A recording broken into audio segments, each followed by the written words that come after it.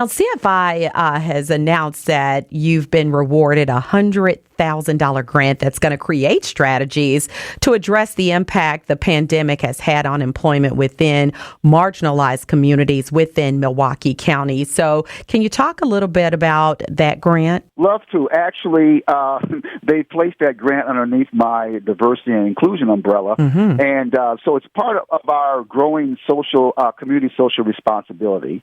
And this grant really is focusing in on the impact that the pandemic had on marginalized communities. And we've written up the grant where we're going to focus on the impact that it has had on employment.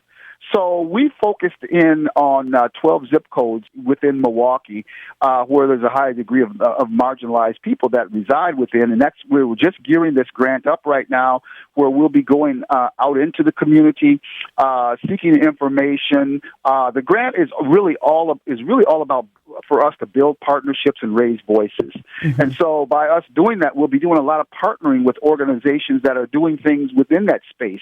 So at the end, what we're hoping to come out with is to have strategies that could possibly be considered to implement that will certainly improve the situation within those marginalized communities. I'm really excited about this grant because I've got my hands all in it right now. Yeah, that is definitely something to be excited about. And I think when we talk about all of the tragedies that came along with the pandemic, there have been some silver linings in these type of grants, which really are tapping into people and places that have sometimes been overlooked that we can look at as a positive note, right? Oh, absolutely. And what we're trying to determine to take a look at how much of an impact that the pandemic, had, on those communities.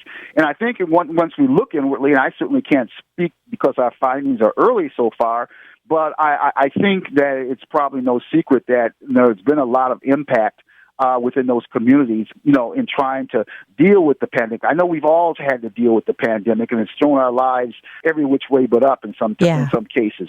But within those communities, and we know the Milwaukee story, certainly we know that the impact in some cases must just be very, very tough.